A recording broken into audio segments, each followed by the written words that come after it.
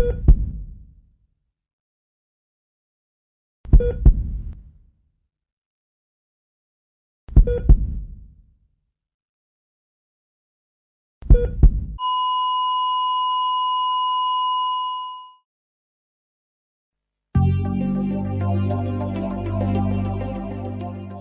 a heart attack occurs, part of the heart muscle is damaged, forming a scar and weakening the heart.